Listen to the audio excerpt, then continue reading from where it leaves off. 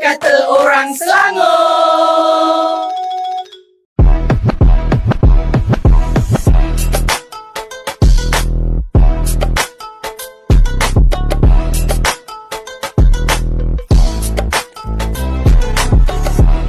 Saya sebagai orang dengan kenaikan gaji 7% sebenarnya saya rasa bersyukurlah sebabnya dengan basic dan kehidupan sekarang dengan kenaikan yang dibagi tu sebenarnya orang kata membantu jugalah sedikit seperti saya yang ulang-alik jauh ni kilometer sebenarnya banyak membantulah bagi saya.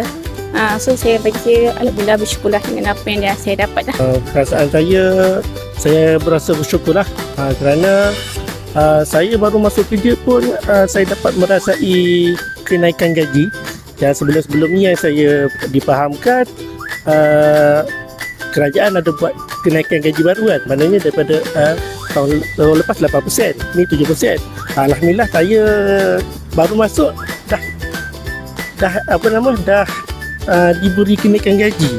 Itu saya rasa bersyukurlah. Terima kasih kerajaan. Okay, terutamanya saya berasa sangat gembira lah. Saya dapat kenaikan gaji ni.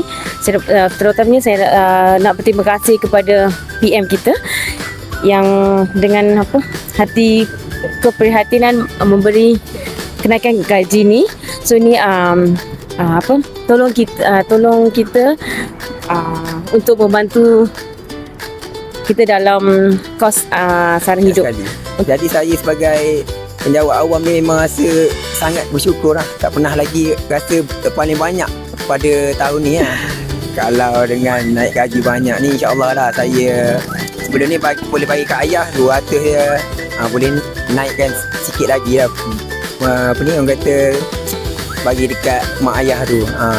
Saya mengucapkan ribuan terima kasih lah, jutaan terima kasih kepada PMX kita kerana dengan pelantikan dia itu kita dapat merasai kenaikan yang sangat besar untuk tahun 2026. Perhargaan saya amat berbesar hati kerana kerajaan sudi mempertimbangkan kenaikan gaji kami, terutama macam saya anggota sokongan C pelaksana di bawahan, dan benda ni akan memberi satu yang impak besarlah kepada kami.